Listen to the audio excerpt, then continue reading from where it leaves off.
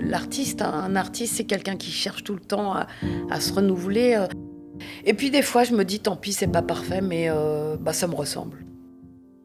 Salut les amis et bienvenue dans Inspiration Créative, le podcast qui explore les stratégies et les apprentissages des créateurs les plus fascinants. Je m'appelle Kylian Talin et sur ce podcast, j'ai la responsabilité de trouver les meilleures questions du monde pour aider mes invités à vous partager les découvertes qui ont changé leur vie. Inspiration Créative, c'est un podcast qui est publié tous les lundis et avec chaque épisode, j'envoie un email à toute ma communauté avec des conseils pour les aider à mieux promouvoir, produire et vivre de leur création.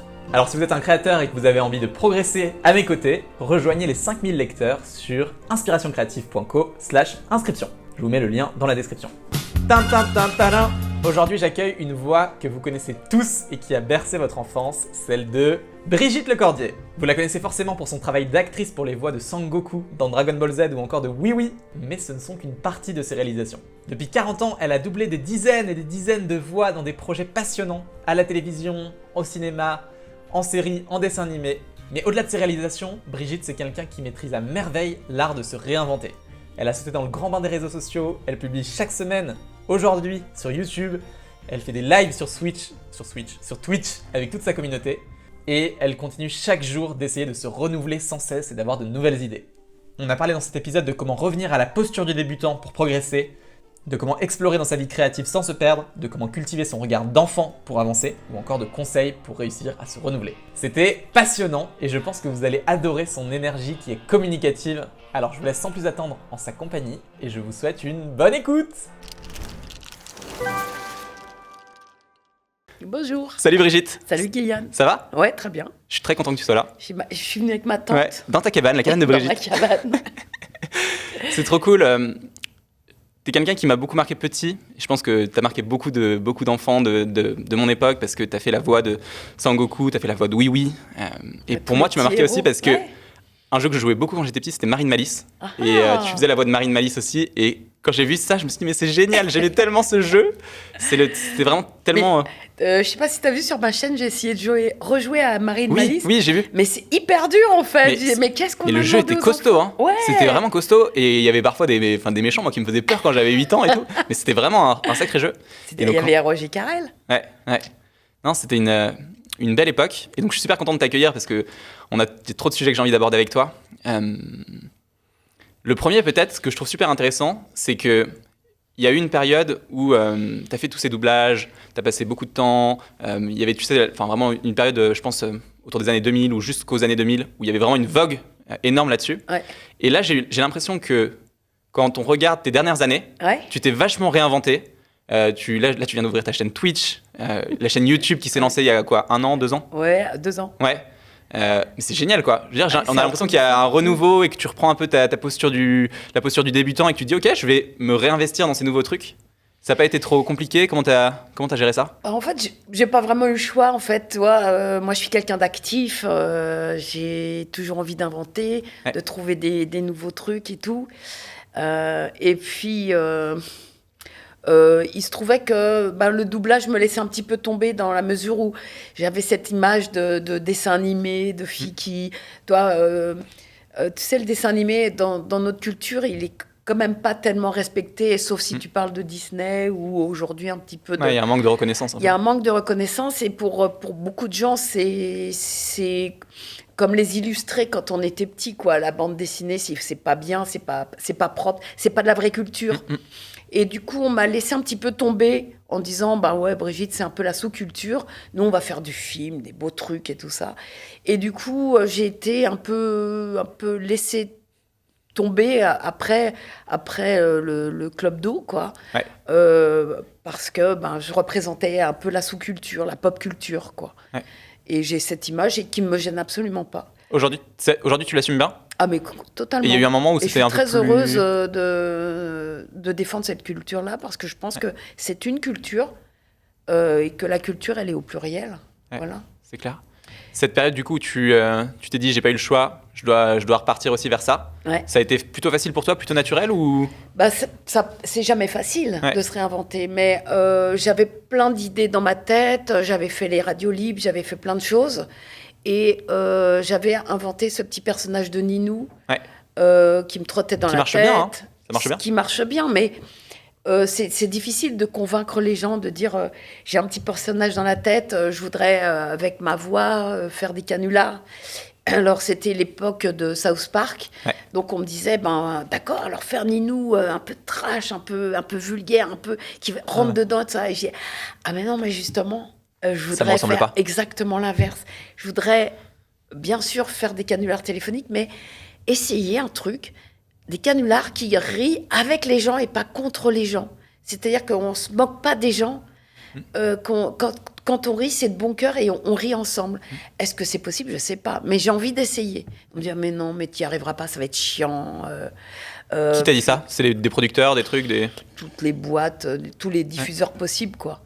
Et personne n'y croyait. J'ai failli faire des grandes radios, mais c'était difficile. Eux-mêmes avaient du mal à convaincre leurs diffuseurs. Enfin, tu sais, il faut toujours que ça passe par l'argent. Et bon, et du coup, c'était pas tellement crédible à leurs yeux. Ouais. Et puis, je suis tombée sur un producteur de dessins animés qui me fait « Mais moi, je te le fais en dessin animé. C'est trop génial. » Et c'est marrant parce que c'est Alexis Lavilla. Et Alexis, c'est pas quelqu'un qui fait des trucs pour les petits. Enfin, c'est pas trop son truc. Lui, il est plutôt justement un peu rentre dedans, un peu trash, un peu genre très nouveau, très art nouveau, quoi. Et très dessin animé qui bouscule un peu. Et c'était superbe qu'il me donne l'opportunité de le faire. Et franchement, il m'a tout donné pour le faire, quoi. C'était magnifique. Et il m'a trouvé un super réalisateur qui est Nicolas Guyotto. Génial. Je trouve que ça rebondit super bien avec le côté un peu... quand on veut créer des choses, quand on veut avancer, quand on a une idée qu'on veut mettre sur place, c'est super important de creuser au fil du temps son entourage pour arriver à trouver les bonnes personnes, quoi. C'est ça, mais il faut avoir quand même... il faut avoir la foi, quoi. Parce que moi, j'ai mis pratiquement 10 ans à faire naître Ninou. Ouais. Et je me dis, c'est du temps perdu parce que toi, aujourd'hui, par exemple, je ne peux plus les faire, les canulars. Parce qu'aujourd'hui, tu as des machines qui te répondent. Toi, si tu veux appeler la gare, les PTT, les PTT, toi, je parle encore. Et ben, en fait, tu n'as que des robots. Donc, c'est inintéressant. Tu ne peux pas faire des canulars avec ça, ou tu en fais un, et puis tu te dis, je parle au robot une fois, ça va être marrant, je vais lui faire dire des bêtises, mais après, c'est fini. Tu en as fait un, c'est bon. Tandis que moi, je voulais trouver des humains, puis des humains qui soient avec moi, qui m'écoutent, qui jouent, qui repartent dans le rêve, qui repartent dans l'enfance. Toi, moi, j'ai l'impression que je suis le personnage de l'enfance, je cultive l'enfance et j'arrive à faire que les gens reviennent en enfance de façon, même rien qu'avec ma voix, quoi. C'est magique un peu. Ouais, mais je trouve ça super fort parce que derrière l'enfance, tu as aussi une énorme créativité qui se passe. Quand est-ce que c'est le jeu, tu vois, c'est l'envie, c'est le plaisir, etc. Et j'ai l'impression que ça t'anime vachement aussi dans tes idées, dans les trucs que tu as envie de faire, de toujours remettre ce plaisir. Tu vois, tu es quelqu'un de super jovial. On va sur ta chaîne et on a envie juste de te faire un gros câlin et de dire merci Brigitte. C'est bien, c'est chouette. Ouais. Tu t'en sers de ce côté un peu enfantin, pas forcément enfantin, mais la créativité, de l'insouciance un peu pour créer. Ouais, j'ai cette particularité que voilà, je suis un petit bélier, hein, je fonce, et puis j'ai envie de m'amuser, et puis je trouve sans arrêt des terrains de jeu. Quand tu vas en convention, les conventions, il y a des milliers de personnes qui ont envie de rigoler avec moi, de faire les landouilles sur scène et tout ça. C'est génial, quoi. Et t'es comme dans une cour d'école et tout est permis. Ouais. Et en plus, non seulement c'est permis, mais les gens apprécient, quoi. Alors qu'à l'école, quand tu fais le zouave, tu te fais un peu punir, quoi. Là, j'ai tous les droits. Et quand je fais des bêtises, ça fait marrer. Et ça, j'adore, quoi. Ouais. C'est à côté coquin et côté l'enfance, ouais. Mais c'est trop important. Et parfois, je trouve que, tu sais, dans le monde d'adulte un peu, on a tendance à très vite mettre des règles, des exigences, des blocages un peu qui vont te dire ouais, mais si tu fais, il y a ce risque-là, cette pression-là, ce problème-là qui va émerger. Et du coup, on fait plus, tu vois. Ouais. Alors qu'en fait, quand on reprend ce terrain de jeu comme toi, tout redevient marrant, quoi. Je veux dire, comme quand t'es petit, tu tombes, tu te lèves. Ouais, là, c'est ça. Ouais. Voilà, après, toi, quand tu ouvres une chaîne YouTube ou une chaîne Twitch, tu as le risque d'être regardé, d'être jugé. Je ne me suis jamais posé cette question-là. J'ai dit, j'ai envie de le faire, je le fais. J'ai fait ma chaîne YouTube, je pense qu'elle me ressemble. Ouais. Je fais ce que j'aime. Alors, il y a des trucs qui ne marchent pas du tout, mais je m'en fous. Quand ça marche pas, tu fais quoi? Tu laisses, Oui. t'en refais d'autres ou au contraire tu t'obstines pas et tu te dis je vais tester d'autres choses? Ah non, parfois, il y a des choses par exemple, toi, Ninou, par exemple, c'est des trucs qui marchent moyen. Parce que le dessin animé en France, il est vraiment considéré comme vraiment art mineur. Et puis, c'est pour les gosses. Ouais. Et les gens, les fans, les vrais fans qui me connaissent, ils savent que c'est des canulars. Donc, eux, ça les intéresse parce que ça les fait marrer en disant bah, c'est Brigitte qui est derrière le gamin. Mais ceux qui connaissent pas, ils se disent ah, c'est un gosse qui parle, donc c'est pour les petits. Tu vois, il y a toujours. Ça bloque pas. Ouais. Mais tu fais quand même, tu continues à les faire. Mais bien sûr, je continue à les diffuser, je vais aller jusqu'au bout. Et puis, voilà, à un moment, j'avais fait une chanson d'Halloween qui me faisait marrer. J'ai dit, on va mettre la chanson d'Halloween. Ça fait très peu de vues, mais on s'en fout. Ouais. Et en revanche, je parle de Dragon Ball et là, c'est la. Il y a toujours des gens. Hein. Voilà. Et ça me fait plaisir aussi parce que moi, j'en ai que des bons souvenirs. Et puis, ça me permet d'être avec mes potes aussi. Parce que l'air de rien, cette famille de Dragon Ball, c'est une vraie famille. Ouais. On est vraiment des frères et sœurs, quoi. Ouais. On a grandi ensemble. Ouais, t'as vraiment un côté communautaire et tu vois les gens autour de toi qui ont vécu ces mêmes souvenirs-là, quoi. Ouais. Quand t'as une idée, par exemple comme Ninou, comme autre, des idées plus récentes, ça peut être une idée simple de vidéo. Comment tu t'organises pour la mettre sur pied? C'est un peu le bordel parce que ma tête, elle va dans tous les sens. C'est le problème des gens hyperactifs. Enfin, j'ai l'impression d'être un peu hyperactive. Ça fusionne un peu. On va pas se changer. Voilà, sur ça fait partie de nous. Mais j'ai la chance d'avoir une vraie équipe entre mon fiston, Hugo et Tom. On s'entend vachement bien. Eux, ils ont très à cœur de faire ce que moi, j'ai envie de faire sur la chaîne. Et ils se sont mis à mon service pour la rendre accessible et rendre les choses possibles. Et Hugo, il a quelque chose de précieux pour moi. C'est que lui, il est sur YouTube depuis qu'il a 12 ans. Pour lui, c'est le terrain de jeu, il le connaît par cœur, il connaît tous les codes. Ça, faut faire, ça, faut pas faire, ça, il faut le faire comme ça. Et là où toi, tu pourrais te planter en disant, je vais essayer de faire un truc et puis ça va ressembler à la télévision ou un truc. Non, ça, faut pas le faire comme ça. Il va te donner le code et d'un seul coup, paf, ça va prendre un autre aspect qui va marcher, qui va plaire et voilà, et tous les deux se complètent vachement bien. Enfin, on se complète tous les trois vachement bien. C'est un truc qui est vraiment impressionnant. Je trouve que quand on arrive sur ta chaîne, on voit des formats et on se dit, mais c'est incroyable à quel point elle a adopté les règles et les codes de YouTube et elle joue avec et elle y ajoute sa sauce et sa propre personnalité. Ouais. Genre, je t'ai vu faire des vidéos de réactions, de trucs et génial, tout. Ouais. Et je me dis, mais en fait, tu vois, on est surpris et on se dit, mais c'est hyper naturel en fait, t'as l'air hyper à l'aise. Oui. Enfin, je sais pas si je suis à l'aise, mais en tout cas, je le vis naturel, quoi. Ouais. Et c'est vrai que j'ai un garçon qui doit avoir ton âge à peu près, toi, et qui a grandi aussi, lui, là-dedans, et qui m'a toujours expliqué ses codes. Toi, t'as les parents, des fois, qui sont contre, en disant, oh, c'est pas bien, nanana. Moi, j'ai essayé de comprendre toujours un petit peu ce qu'il regardait, pourquoi il le regardait, comment, toi, et du coup, il est friand aussi de m'apprendre ces trucs en disant, ah bah non, ça, mais des fois, je me fais gronder, hein, en disant, mais non, mais pourquoi t'as pas dit au revoir aux gens comme il faut, toi, et je trouve ça vachement bien. Ouais, tu te laisses la place aussi à te tromper un peu, rectifier, refaire, etc. Ah ouais, ça, de toute façon, je vais pas arrêter, hein, et je pense qu'on apprend aussi en le faisant, hein.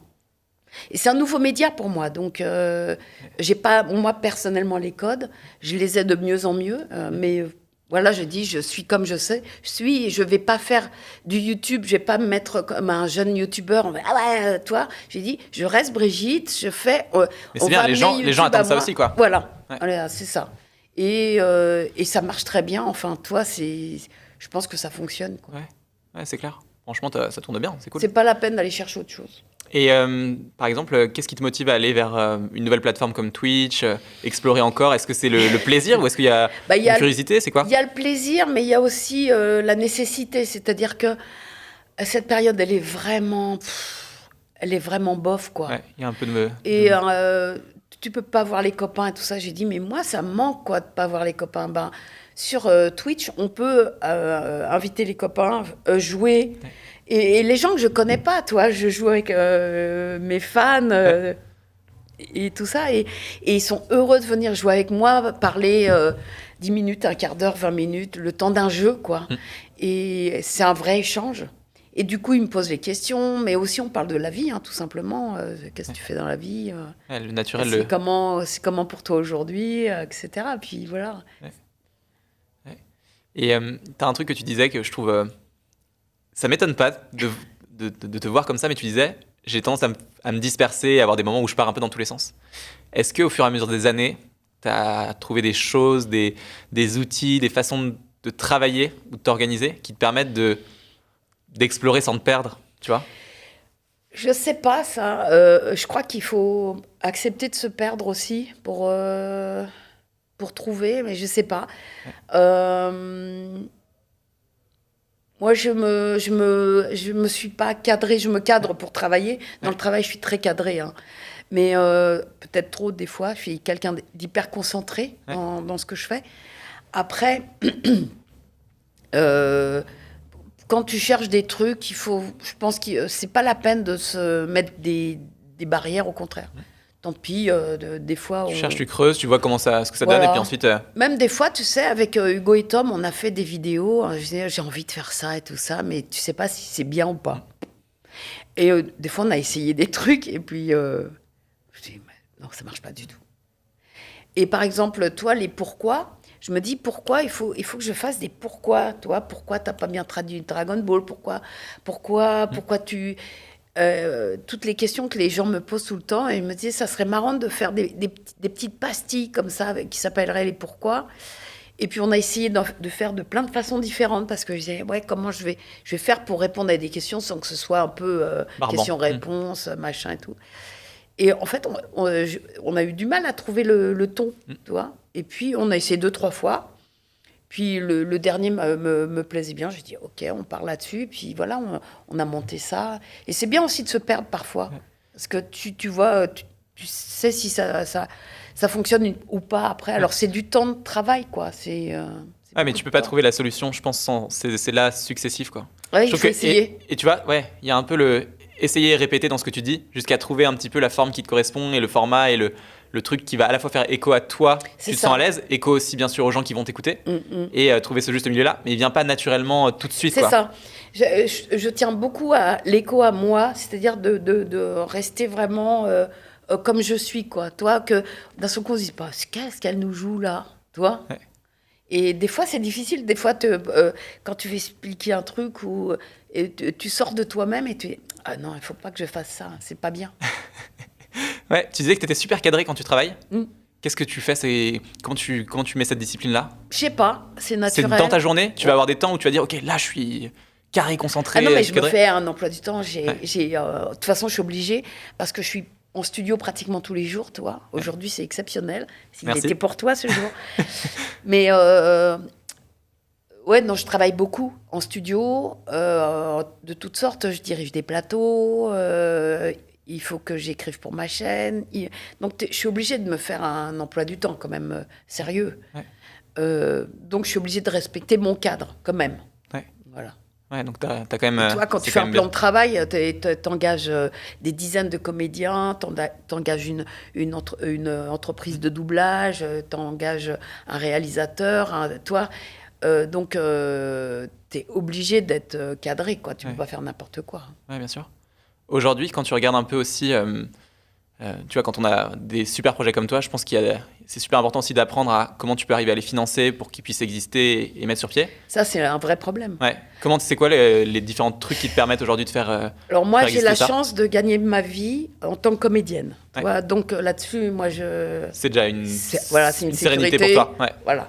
Après, pour trouver de quoi faire vivre Tom, Hugo, Louis, qui mettent beaucoup de temps sur la chaîne et tout ça, qui y croient toujours sous-estimer ça. Et ben là, c'est plus problématique, quoi. C'est-à-dire que moi, du coup, il faut que je trouve des sponsors. Les sponsors, ils viennent pas te chercher comme ça tout seul. C'est toi qui les cherches? Alors, j'ai la chance d'être chez Webedia. D'accord, trop bien. Je savais pas. Ouais, c'est bien, mais c'est bien. Mais pour eux, je suis une petite chaîne. Oui, c'est pas McFly et Carlito, quoi. Voilà. Ouais. Donc, c'est pas vers moi qu'on va aller en premier quand il va y avoir des sponsors. Et ça, c'est parfois frustrant. difficile. Ouais. Parce que moi, toi, je sais pas si McFly et Carlito, bien sûr, ils ont besoin de faire travailler leurs techniciens, mais enfin, gagner des sous pour leurs techniciens.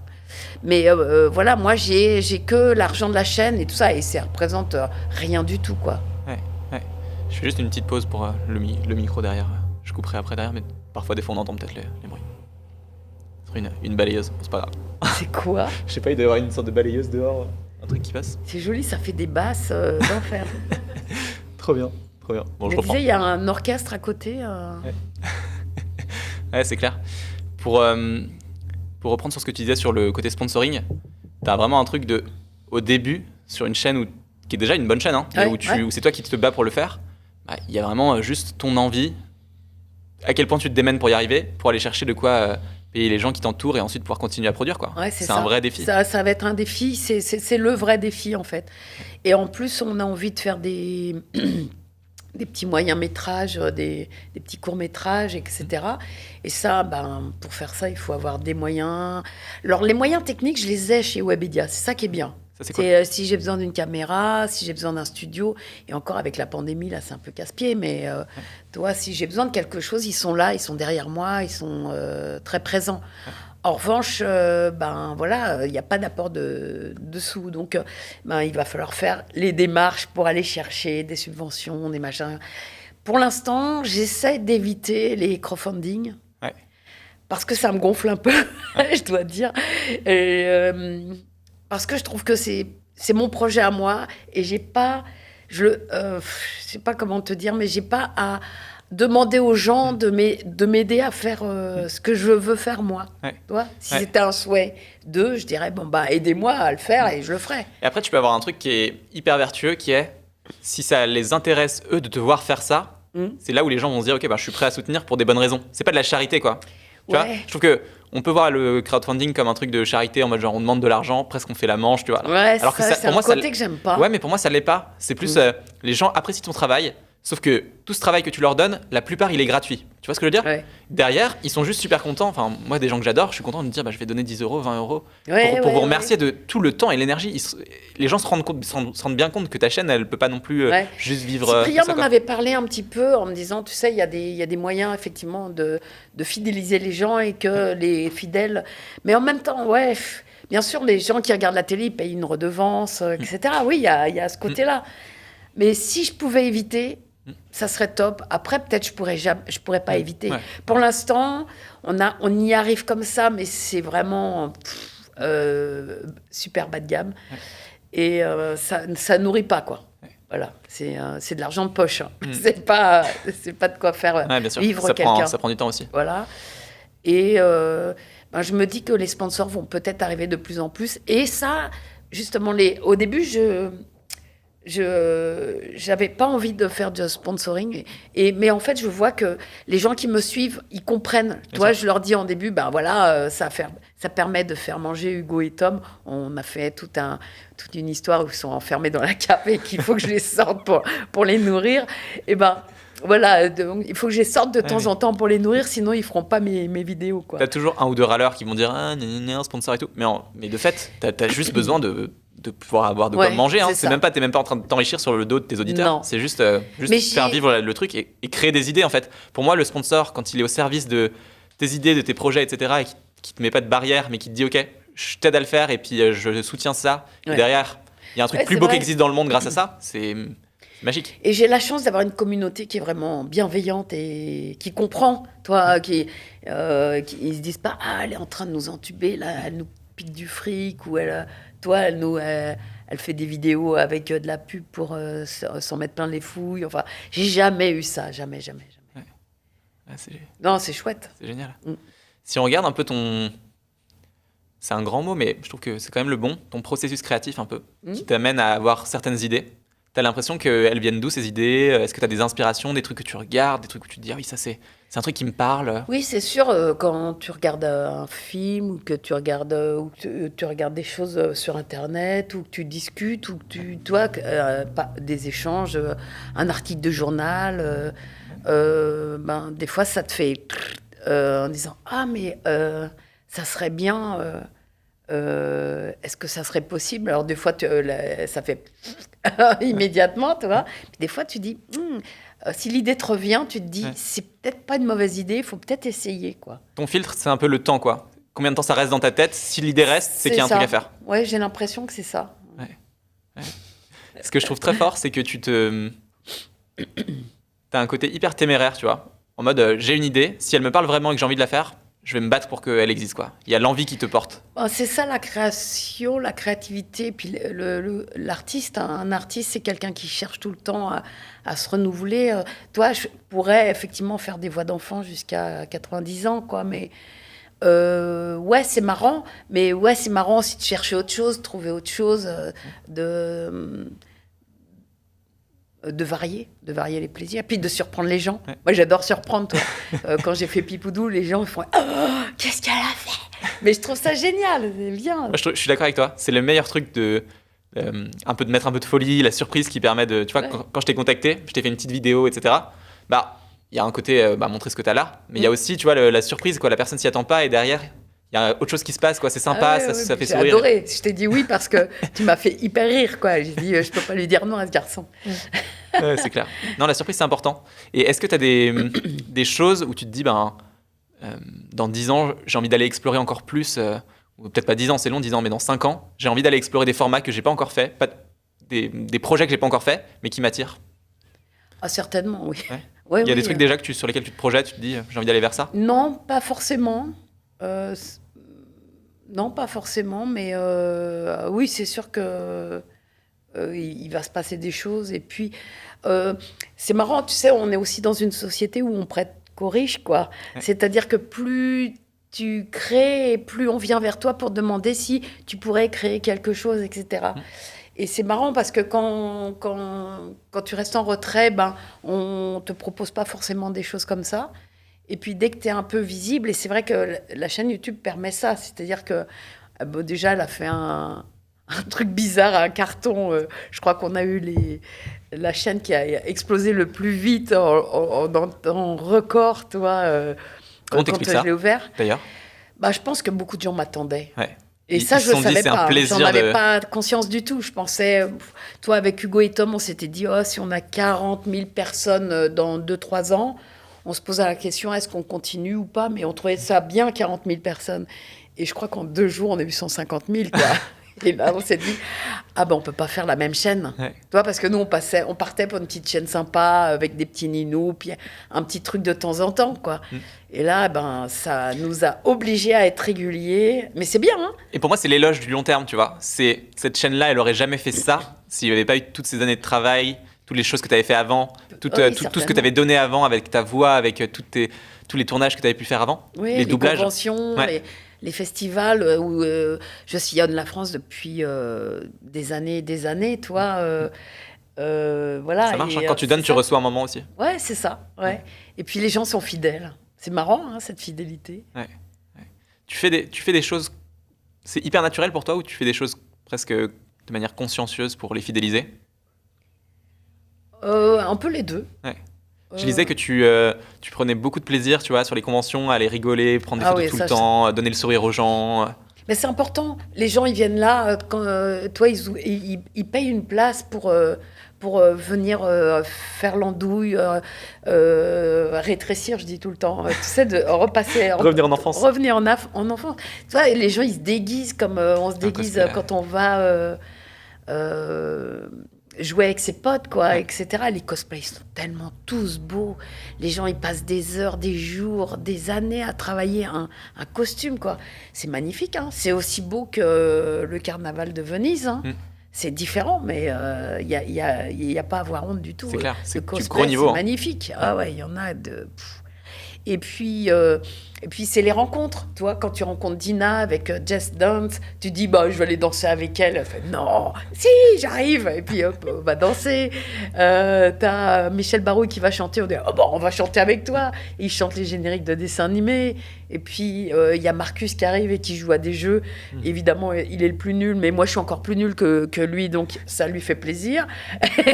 Et puis voilà, puis on joue, et les gens sont ravis. Ouais, c'est un peu le rire qui permet de fédérer, quoi. Mais c'est juste le plaisir de vivre, d'exister, d'être une boule de sourire. Et derrière, je pense que ça connecte aussi avec les gens. Je pense que c'est important. Trop bien. Ça dit qu'on se fasse une petite pause ludique ? Pause ludique. Allez, c'est parti. Moi, ludique, hein, c'est mon mot. Premier mot. Ça va te plaire. Le matin, je me lève pour aller jouer. Hein. Brigitte, t'as fait énormément de doublage, t'as participé à trop de projets géniaux. Et j'avais envie de te proposer pour cette pause ludique, déjà des Lego. Hop, je vais les mettre ça, c'est une bonne idée. Au milieu de nous. En plus, tu sais, j'adore faire, ouais. Moi aussi, il y a une impression de, tu sais, genre, ouais. Comme ça. J'avais envie que tu me racontes ton doublage préféré. Le doublage, le personnage que t'as préféré le doubler et que tu nous racontes aussi pourquoi, en Lego. C'est hyper difficile parce qu'en fait, j'ai pas de personnage préféré. Ouais. Parce qu'en fait, ce qui est important pour moi, c'est le dernier que j'ai fait. Mais j'aime bien tous. Et après, voilà, je vais te montrer. Tu veux que je t'aide à trouver des pièces ? Il y a des couleurs ? Non. Ah, je te laisse. Alors, attends, je vais essayer de faire un truc rigolo. Allez, venez à moi, les petites pièces. Ah, il y a quand même du choix. Hein. Il n'y a pas de bonhomme, par contre. Non, bah non. C'est un Lego créatif. Tu peux me trouver des petites pièces. J'en ai vu une tout à l'heure, je trouve ça. Ouais, comme ça ? Il y en a des plus plates. Ah oui, je vais essayer de te trouver ça. Avec deux. Ouais, ah là, tu vois ça, un truc comme ça. Mais comment je... Mais je voudrais noir. Ouais. Ah ouais. Il y a des exigences quand même. Ouais. En fait, tu vois, ce qui est important, c'est ce que... Ils m'ont tous apporté beaucoup. Aussi bien Goku que... Comment je veux dire ? Oh, ça va, j'en ai assez, je pense. Après... Oh, t'es gentil. Hein. Je sais pas si ça va faire ton bonheur, mais j'essaie de te donner des petits trucs. Et ils m'ont tous apporté beaucoup parce qu'en fait... Oh, il est beau. Non, mais c'est génial, c'est magnifique. Attends, c'est pas fini. Hein. Ouais. Il me faut de l'orange parce que sinon, ça marche pas. Parce que toi, Goku, par exemple, m'a amené au Japon. J'ai découvert le Japon. Et je suis devenue un peu la représentante du Japon, alors que j'y suis allée qu'une seule fois, malheureusement. Mais ça m'a fait découvrir toute une culture. Et en fait, je me suis rendu compte que j'aimais bien, que c'était pour moi vachement important, etc. Après, toi, un petit... J'adore. Un petit... C'est génial ce que tu es en train de nous faire. Un petit personnage comme Oui Oui aussi, c'est important. Parce que je suis allée en Islande grâce à petit Oui Oui. Ouais. Oh là là, il va être beau. Bon, il a les épaules un peu carrées, bizarres, hein, non ? Ouais, c'est bien, c'est bien. Je ne commande pas, moi je te laisse ta créativité s'exprimer. Et Dieu sait si elle est expressive. Et donc tous t'ont apporté quelque chose de différent. Chacun m'a apporté un truc différent. Non, ça va pas marcher comme ça. C'est dommage. Ah si, on marche. Est-ce qu'il y a un autre truc comme ça ? Il y en a peut-être qu'un. Hein. Non, il y en a peut-être qu'un, mais c'est pas très grave. Tu veux une jambe ? En fait, toi, il est en train de sauter. J'adore parce que tu as vraiment l'approche de l'enfant. Il y a des trucs qui vont pas, le truc est pas parfait, mais ça marche. Ça marche. Ça marche toujours. Lego, ça marche toujours, non ? C'est clair.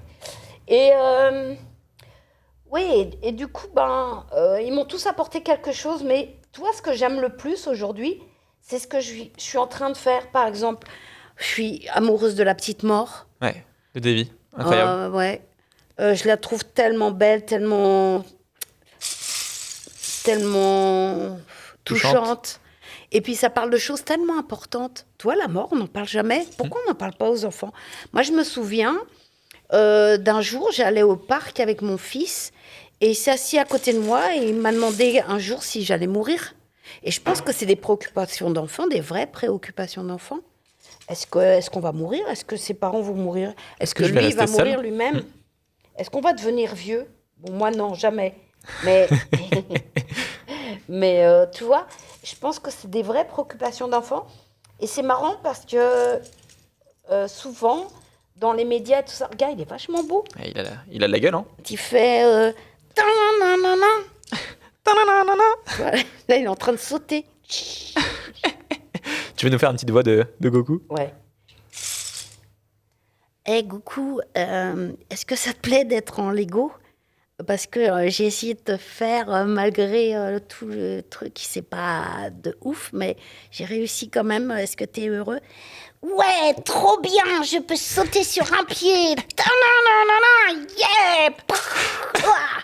La piscine de Lego. Non, mais c'est vrai, il est beau quand même. Ouais, oh, mais il a de la classe à fond, hein. Ouais. Là, tu t'es super bien débrouillé. Hop, je lui ai fait tomber les bras. Je m'en fous, c'est ses épaules, parce qu'il a, tu sais, c'est son petit truc. Ah, j'ai pas mis le petit truc noir, tu sais, où il y a marqué tortue. Ouais. Attends, je t'ai cassé le bras. Ça, c'est le tortue. Il faut lui mettre sur la poitrine. Tiens, marqué. Vas-y, tortue. Ouais, donc Goku, ça reste un de ceux qui t'a marqué. Et qui est peut-être par son impact aussi qu'il a eu sur ta vie, sur tes projets. Partout, te rends compte. Je suis sûre que je suis là aujourd'hui parce que j'ai fait Goku. Ouais. Parce qu'en fait, ça a fédéré tellement de gens, tellement de jeunes. Et puis, ça a apporté beaucoup de choses à tout. C'était un rendez-vous de l'enfance. Et vous avez tous grandi avec ça et tout ça. Et puis moi, ça m'a apporté des choses. C'est-à-dire, effectivement, j'ai rencontré le Japon, j'ai rencontré Masako Nozawa, j'ai rencontré mes copains avec qui j'ai fait du doublage. On a grandi ensemble, on s'est tapé 30 ans. Ils m'ont supporté pendant 30 ans. Je ne sais pas si tu vois, toi, c'est une matinée. Mais eux, c'est 30 ans, quoi. Ouais, une matinée, ça me suffit. Non, oui, je rigole. C'est ça. Mais ils te diront tout ça, c'est insupportable. Et il est beau. Ouais, c'est un projet qui t'a permis de faire tellement de rencontres, tellement de fédérations entre les gens, qu'il a changé ta vie en plein de choses. Et j'aurais jamais rencontré ni Cyprien, ni le JDG, ni Marcus, ni tous ces gens s'il n'y avait pas eu Dragon Ball, parce qu'il n'y aurait pas eu de convention. Ouais. Les conventions, elles existent grâce à ce dessin animé. C'est quand même dingue, non? C'est fort, hein. On a parlé du Japon. On a envie de dire merci Brigitte, quoi. Ouais, pas merci Brigitte. Non. Merci Toriyama de nous avoir envoyé ça. Et puis, moi, tu sais, je suis arrivée par hasard sur ce projet. Je ne le connaissais pas, on ne savait pas ce que c'était. Je ne savais pas que ça allait durer autant de temps. Et puis, j'ai fait les essais, j'ai été choisie, mais je pense que les autres personnes qui ont fait les essais en même temps que moi, ça devait être des gens vachement bien aussi. Vachement talentueux. Il devait y avoir certainement Jackie Berger, que j'estime et que j'adore. Et plein d'autres gens qui faisaient des voix d'enfants. Après, j'ai été choisie parce que peut-être j'ai le tempérament le plus proche de Masako. Je pense que c'est une fille comme moi. Elle est aussi calme que moi. Je la vois encore. Elle a au moins 10 ou 15 ans de plus que moi. Et, si c'est pas plus. Mais je la vois dans les couloirs de la Toei où elle fait le clown. Toi, tu te dis, ouais, elle va trop bien, quoi. En effet, pour s'entendre. Hein. C'est génial. Je trouve ça trop cool qu'un projet comme ça ait autant d'impact sur toi et sur tant de gens. Bon choix. Ouais, c'est trop bien, quoi. Après, puis tu te rends compte tout ce que ça a généré, quoi, de passion, de bonheur, d'échange. Même de vocation, tu vois. Ouais. Je veux dire, je trouve que ces trucs qu'on vivait quand on est enfant, comme C'est pas sorcier, comme toutes ces émissions qu'on regardait, ces dessins animés, ça génère aussi en nous des valeurs, ça génère en nous des... Ouais, tu me parlais de ton fils tout à l'heure qui est peut-être devenu physicien grâce à C'est pas sorcier. Tu vois, ça joue, quoi. Goku a sûrement fait... Dragon Ball, de manière générale, a sûrement fait des vocations. Ouais. Trop génial. Écoute, merci. On va le mettre devant ta cabane. On va voir si on arrive à le faire tenir. Et puis, on va retourner s'asseoir. Est-ce que tu vas tenir? Attends, si je peux faire un truc pour le faire tenir. Allez. Parce que, on va lui faire un pied de derrière. Attends, il faut un truc de travers comme ça. Ça va pas marcher avec ça. Mais quoi, ça pourrait marcher? On lui fait un petit pied derrière. Ouais. Hop. Ça va pas se voir. Hop. Un petit pied derrière, puis ça peut s'appuyer dessus. Ouais, sinon, tu sais, il y a la force de... Oh, il est Presque. encore trop lourd. Regarde, tu lui en rajoutes 2 derrière. Ouais, c'est ça, il faut en mettre un maximum pour tuer la... Oh, je suis en train de tout casser. Ah, il a perdu ses pieds. Non, mais Son Goku, ça va pas du tout, ça. Ça va être nickel avec. Voilà, ça, c'était sa petite jambe. Il fait des bêtises, hein, comme toi. Ouais. un Alors, je farceur. pense que là, ça a marché, non? T'as pas un poids, là? Hop. Ça va pas être assez de poids. Il n'y a pas assez de poids. Je lui rajoute juste ça. Ouais, il faut en rajouter encore plein. Tac. Sans lui casser. Et là, je pense qu'on est bien. Wow, trop fort. Merveilleux. Magnifique. Très réussi, Brigitte. Magnifique le coup. Il manque un cheveu, là, mais bon. Génial. T'es heureux? Tout bon. Voilà. Parfait. On va pouvoir aller s'asseoir. Je pense que... Est-ce qu'il t'a fait un nuage magique? Parce que là, il pourrait sauter. Ouais, il va sauter, il va venir nous ranger les Lego après. Ah, c'est ça. Brigitte, pour cette troisième partie de l'interview, j'aime bien qu'on aille sur des sujets un peu plus intimes, un peu plus profonds, parce que c'est des trucs qu'il faut aussi parler dans la création. Et donc, ce format-là, je l'appelle à cœur ouvert, parce que c'est un moment... Ça va te parler, toi. Très... Parce que c'est un moment où on va se bander les yeux, et on va se concentrer juste sur la voix de l'autre, et se connecter sans les apparences, sans le regard, voilà, juste avec le cœur. Donc, j'ai fait des petits bandeaux pour toi. Je te le donne Merci. sans trop bouger pour rester dans le champ. Hop, et puis on va pouvoir se bander les yeux et puis commencer notre... Je vais enlever mes lunettes, du coup. C'est clair. En fait, t'aurais pas besoin de bandeau, t'enlèves juste les lunettes et puis... Ouais, je te vois pas. T'es qui? T'es où? C'est clair. Normalement, t'as assez de fil pour l'accrocher derrière. Ouais, attention, j'ai une grosse tête. Hein. Ouais. Tu me dis quand J'ai c'est la bon. grosse tête. Ça, je pense pas. Au contraire, t'as l'air super humble comme personne. Bon, bah ça va alors. Tu le penses aussi ou c'est un Oui, truc, oui, je l'humilité pense que tu portes comme valeur? Ah oui, j'aime bien. Je trouve que sur la première partie de toute notre discussion jusque-là, Mhm. on a l'impression que le jeu et le plaisir et l'envie de faire des choses t'animent tellement que t'as pas peur, que tu doutes pas, que t'es toujours genre une pile d'énergie et que tu dis allez, si je veux le faire, je vais y arriver, on va trouver des solutions et ça va être trop cool. Oui, ça, je suis sûre, oui. Ouais. Mais il y a des moments où malgré tout, t'as des trucs où tu bugs, tu doutes, t'as peur. Ah, toujours? Ouais. Je doute en permanence. C'est quoi les trucs qui te viennent sur quoi par exemple?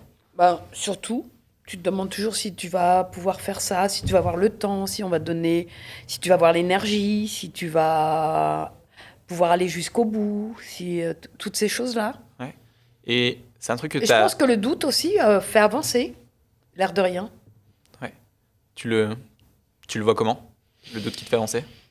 Ben, c'est-à-dire que à partir du moment où tu doutes, tu te poses des questions et souvent ces questions-là, elles sont importantes quoi pour t'ancrer dans ton projet, le faire avancer positivement quoi. Ouais. C'est un truc que je vois tellement pour moi en ce moment. C'est par exemple, tu as une idée de vidéo sur ta chaîne, et j'imagine que c'est pareil pour toi. Tu le fais, tu sens que c'est pas parfait encore, tu vois, donc tu doutes beaucoup, tu te dis c'est pas top, mais il y a un moment ça sort quand même parce qu'il faut que tu publies, etc., t'avances. Des fois, ouais. Et ça continue à te triturer dans un coin de ton cerveau, et en fait c'est ce doute-là, c'est ce questionnement qui est encore là, qui est présent, qui va te permettre d'aboutir aussi au prochain format qui sera encore plus abouti, où tu te sentiras encore mieux, où tu auras ajouté ce point-là, technique, machin truc, qui te permet de faire un truc encore mieux, quoi. Oui, c'est vrai. Puis on parle beaucoup avec Hugo et Tom en disant, ben, toi, celle-là, elle était bien, mais à tel moment, le montage il était comme si, ou moi, des fois, je trouve que je parle trop lentement, par exemple. Je suis quelqu'un qui hésite beaucoup quand il parle. Je suis toujours en train de chercher mes mots. Et parfois, ben, je leur dis, ben, n'hésitez pas à refaire la prise de façon à ce que j'ai un peu plus les idées claires et que je parle un peu plus rapidement parce que sinon, les gens ils vont s'ennuyer, quoi. Ouais, Mais clair. toi, des choses comme ça, des petits détails, mais qui font que ben, ça dynamise un peu tout et qu'à la fin, c'est plaisant à regarder. C'est un lien, je trouve, aussi avec notre côté humain, tu vois. Il y a des trucs qui sont imparfaits, il y a des trucs qui sont juste très naturelle, mais aussi pas parfaite du tout. Et du coup, les gens se connectent à ça aussi parce qu'on est hyper sincère et c'est ce qu'on voit dans tes vidéos. On n'a pas l'impression que c'est un personnage, tu vois. Oui, On a l'impression que c'est Brigitte qui est j'y hyper tiens beaucoup. sincère, Ouais. quoi. Et puis des fois, je me dis, tant pis, c'est pas parfait, mais ça me ressemble. Ouais. Voilà. Ça, je trouve que c'est un bon mantra. Tant que ça me ressemble, Ouais. en fait, la boussole est là, quoi. Tu fais quelque chose qui te ressemble, tu sais que tu es sur la bonne voie et si ça te parle et si ça te ressemble à toi, ça va aussi connecter avec d'autres gens qui vont voir ce que tu fais, quoi. Ouais, je pense que c'est important. Dans le doublage, je trouve qu'il y a un truc qui est pas évident avec la reconnaissance du public. Parce que, tu vois, tu vas mettre ta voix et toute ton énergie et tout ce que tu as, toute ta personnalité, mais derrière une voix, et les gens vont se souvenir d'un personnage. Par exemple, ils vont se souvenir de Oui Oui et ils vont savoir qu'il y a une voix de Oui Oui. Mais, tu vois, on n'a pas toujours cette reconnaissance. Est-ce que toi, ça te dérange, ça? Comment tu le vis? Oh bah non, je trouve que c'est bien, c'est marrant. Puis en plus, quand t'es môme, tu te poses pas la question s'il y a quelqu'un derrière ton personnage. Au contraire, à la limite, faudrait même pas leur en parler. Le personnage, il existe, il vit le temps qu'il vit dans la tête de l'enfant, quoi. Ouais.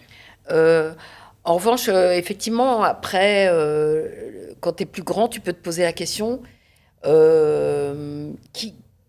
qui parle derrière, quoi. C'est un peu comme le Père Noël. Qui était le Père Noël? Voilà. Et là, les gens arrivent à nous. Et aujourd'hui, on est vachement plus médiatisé qu'autrefois. Et les gens Ça, c'est vrai, hein. savent que... Toi, avant, on disait « Ah, c'est la voix de Goku ». Maintenant, on dit « Ah, c'est la voix de Brigitte ». Ah, Et c'est génial, ça. C'est beau. Ça change vachement. Voilà. Mais tu vois, c'est vrai que tu as quand même une différence par rapport au Japon, où là-bas, tu as une vraie reconnaissance qui est encore plus assumée depuis longtemps. Oui, parce qu'ils sont mis en avant par les médias, par les télés, etc. Ils font beaucoup de jeux télévisés, ils sont dans les journaux. On dit, tiens, Brigitte sera la prochaine voix de tel personnage dans telle série. Et c'est un plus pour eux. Alors que chez nous, les diffuseurs, ils sont pas friands de ça du tout, au contraire. Hein. Ils sont toujours dans le renouvellement. Par exemple, ma voix, si elle est attitrée à Oui Oui ou à Son Goku, par exemple, eh bien, si quelqu'un dit « Ah, c'est la voix de Son Goku », pour eux, c'est un moins. Ils vont dire « Ah, merde !» Ils vont pas parler de mon personnage qui s'appelle, je sais pas, Trougnouf. Et c'est ça, et c'est ce personnage-là qu'ils veulent faire exister. Mais ce personnage-là, il existera après. C'est comme, si tu veux, La Petite Mort et Pipoudou. Ils existent vraiment. Mais personne dit « Ah, c'est la voix de Son Goku ». Enfin, si, les gens disent « C'est la voix de Son Goku », mais ils disent pas « C'est Son Goku ». Ils disent « C'est la petite mort, c'est Pipoudou ». Et au contraire, ça leur donne du plus en disant « Waouh, tu te rends compte, c'est la même voix de Son Goku qui fait Pipoudou ». C'est complètement dingue. Et je pense que c'est un plus pour les gens et que c'est un moins pour nos diffuseurs et puis pour les médias. Parce que je crois qu'ils n'ont pas vraiment compris le phénomène de attachement à une voix. La voix, c'est particulier, hein, c'est magique quand même. Il n'y a pas que mon nuage qui est magique. Hein. C'est clair. Et d'ailleurs, c'est marrant de t'entendre avec ta voix de Brigitte. Ah oui. Je trouve que ça change tellement de celle qu'on Bah entend oui, dans les ouais, films. bien sûr. Ouais. On l'utilise très peu, ma voix naturelle, hein, ma vraie voix, au final. En préparant l'interview, je voyais qu'il y a eu des moments aussi qui étaient peut-être pas faciles. Je lisais que tu as eu un passage au début des années 2000 où tu étais presque allé à reprendre des cours de maths, à donner des cours de maths pour pouvoir assurer une certaine sécurité. Ouais. Comment t'as vécu ce passage-là? Qu'est-ce qui t'a permis de tenir le coup et de te relancer, de garder de l'espoir? C'était difficile, mais en même temps, je pense que quand tu es artiste, tu sais qu'il y a des hauts et des bas. Même les grands artistes ont tous vécu des moments... toi, on n'est pas dans la sécurité de l'emploi du tout. On le sait quand on choisit ce métier. Et voilà, moi, je suis allée chercher matériellement des sous autrement.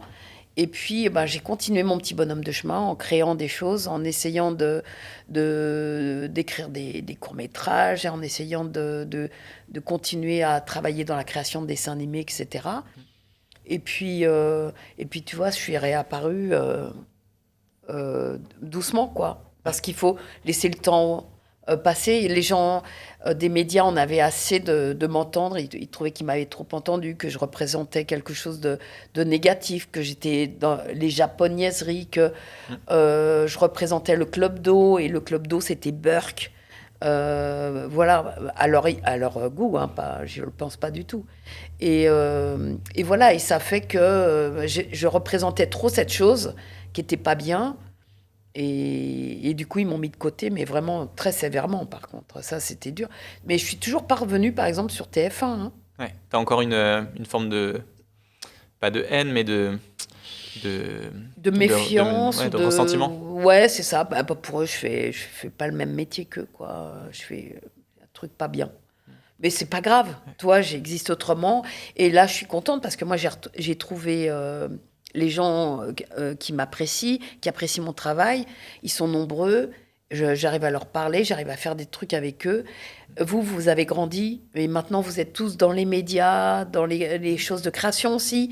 Ouais. Ça a suscité beaucoup de vocations, en fait, ce qu'on a fait. Ouais, je trouve que ça a donné du courage et de l'espoir à toute une génération de créateurs qui commencent maintenant à s'emparer et presque, tu vois...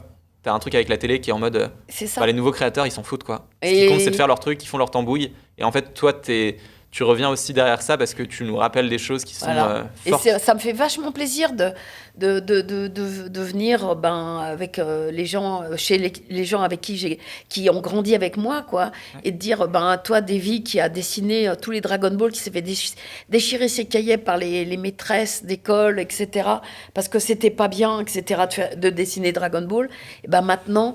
Il gagne sa vie avec son crayon et à chaque fois que je l'appelle, il est en train de dessiner. Ouais, et il est venu sur le podcast et il est génial. Ouais. J'adore cette personne. Ouais, et puis, tu as un Balak et puis toute l'équipe des Bobby Pills, ils ont tous grandi avec moi. Quand je viens là-bas, c'est la fête. Et c'est la fête pour eux, mais c'est la fête pour moi aussi, tu vois. C'est des gens qui me respectent. J'ai jamais été autant respectée que depuis que je travaille avec votre génération, quoi. Voilà. Ça, c'est beau, hein. Bah ouais, c'est chouette. Tu te rends compte, j'ai fait grandir des gens et ces gens-là, ils sont là aujourd'hui pour moi et ils sont toujours en train de me redemander et de faire des choses. Et puis pas forcément... Toi, bien sûr, on reste dans l'enfance, on peut rester dans l'enfance, mais pas que. Davy, il fait un court-métrage. Dans ce court-métrage, il y a sa maman.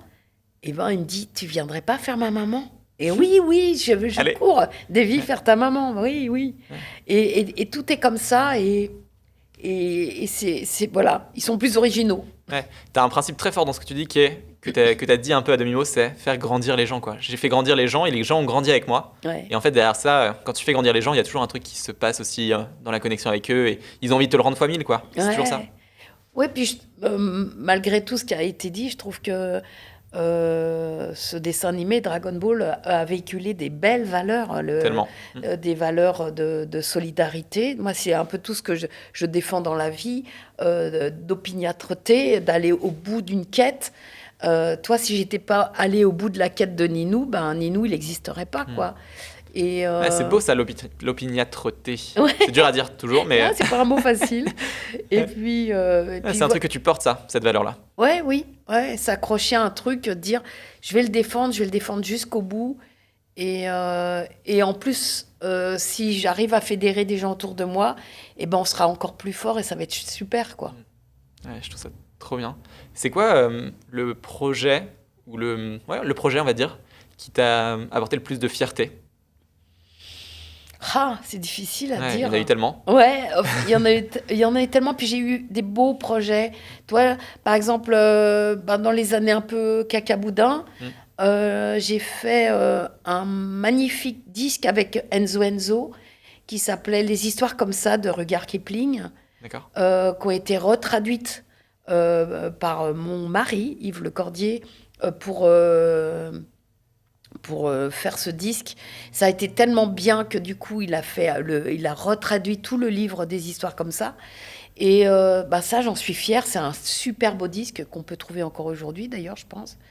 Et puis, voilà, une fois encore, j'ai chanté avec une grande chanteuse qui m'a appris plein de trucs, qui m'a apporté... Toi, on s'est fait des duos et tout ça. Et c'est magique aussi.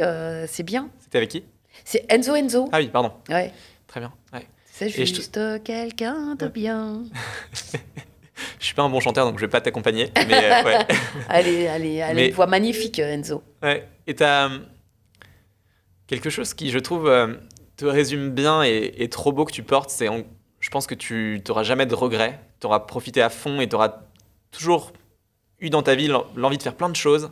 Et en fait, tu vois, tu le dis toi-même, il y a eu tellement de choses trop belles que la vie est une fête. Ouais, tu te rends compte, j'ai eu la chance d'incarner Dragon Ball, la série. En plus, le petit héros, quoi, qui véhicule tellement de belles choses, hein, justement, contrairement à ce que diraient certains gens au pouvoir. De TF1. Mais même Ségolène, si je me souviens bien, c'était pas terrible. Ils n'avaient pas compris, quoi, que c'était un dessin animé qui parlait des arts martiaux et que dans les arts martiaux, ben, on se bat. Mais on se bat pas pour se battre, on se bat pour des valeurs. Et c'est comme si on disait que David Douillet était brutal, quoi, parce qu'on le voit alors qu'il inspire aussi faire énormément. Du judo. Et tu vois, moi je trouve que les histoires, et les mangas en font partie, ont un pouvoir qui permet aussi d'inspirer certaines actions. Et tu vois, un personnage comme Goku ou un personnage, il y en a plein dans certains mangas qui nous inspirent. Bien sûr. Bah, je suis sûr que dans nos vies, ça a des impacts sur les valeurs, qu'est-ce qu'on a envie de faire, les quêtes qu'on a envie de mener, tu vois. Ça nous motive aussi. Mais même ça, faut pas le sous-estimer. Même un petit oui, même un Nicolas de Bonne-Nuit les Petits, ça, il donne des valeurs aussi aux enfants qui grandissent avec, qui les prennent ou pas, ou qui les prendront plus tard. Et en tout cas, ils en auront entendu parler pour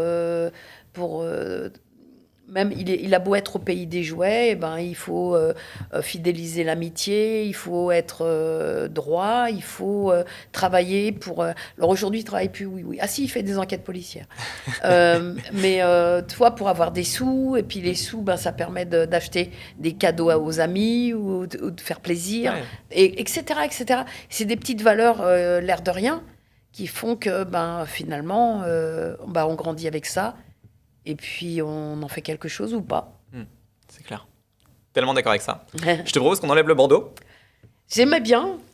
Trop génial. C'est hyper reposant. T'étais à l'aise?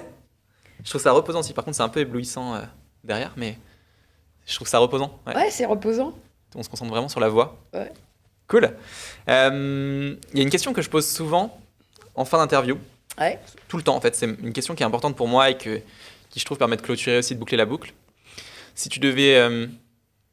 donner un conseil, un principe, une valeur à quelqu'un qui démarre sur sa route de création, tu vois, qui est en train de gratter les premiers pas, les premiers pavés, qu'est-ce que tu aurais envie de lui donner? Je lui dirais, faites-vous plaisir, faites ce que vous avez à faire. Et puis, vous ne posez pas de questions, allez-y, quoi. Ouais. Je pense qu'un créateur, il doit aller au bout de ses rêves. Il faut rêver. Et puis... puis se faire plaisir. Si tu te fais plaisir à toi, moi j'ai rencontré des gens qui voulaient faire des choses qui marchent. Ça va marcher. Mais si tu te poses cette question-là, je pense que déjà tu es parti de travers. Non, il faut faire quelque chose qui te plaise. Et si ça te plaît vraiment, ça va plaire aux autres. Enfin, je pense. J'adore. Je suis complètement d'accord avec ça. C'est une belle morale de vie à suivre et je trouve que aujourd'hui, quelqu'un qui veut se lancer, il peut avoir tendance à trop réfléchir à qu'est-ce qui va marcher. Alors ça, il ne faut pas se poser de cette question-là. Et c'est ça qui est bien sur YouTube, justement. Tu t'en fous. Ça marche. Ça marche pas. Tu auras juste perdu un peu de temps et appris beaucoup. Ça aura pris du temps. Ça aura pris juste du temps. C'est clair. J'ai un petit cadeau pour toi. C'est vrai? Ouais. J'adore les cadeaux. Génial. Écoute, j'espère que ça va te plaire. Tu vois, il est emballé avec un magnifique magazine BD. On avait fini le papier cadeau à Noël, alors... Ouais, trop bien. Alors, je sais pas si tu vas l'avoir lu, mais j'essaie à chaque fois de me mettre vraiment dans la tête des gens qui vont venir pour essayer de me dire qu'est-ce qui va leur plaire. Et ça, c'est un truc qui pour moi est référence dans la bande dessinée, mais qui est...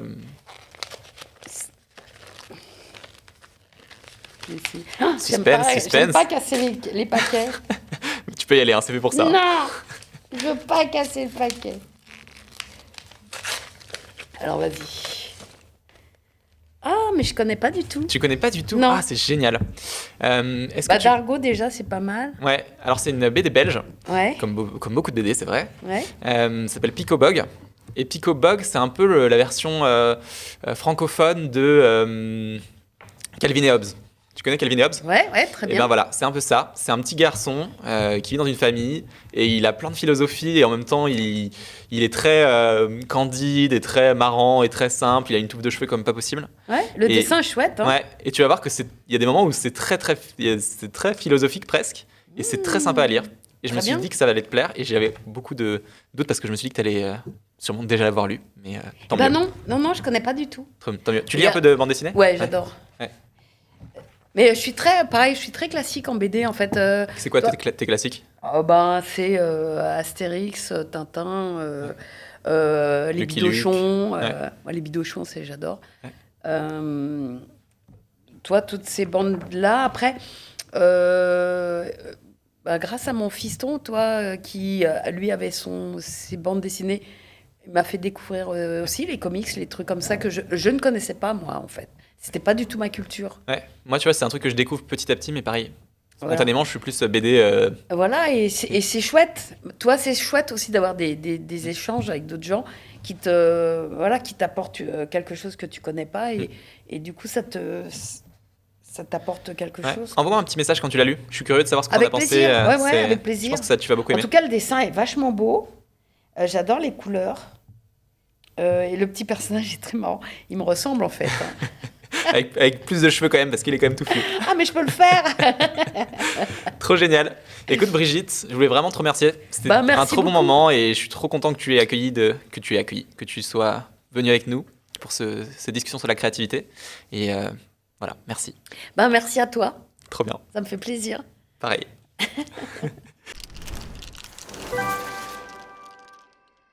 Merci à tous les amis d'avoir écouté cet épisode avec Brigitte. J'espère sincèrement qu'il vous a plu. Si c'est le cas, abonnez-vous à la chaîne, ça m'encourage à fond. Et puis ça me permet de continuer à vous proposer des épisodes passionnants. Et puis, qu'est-ce que je peux souhaiter ?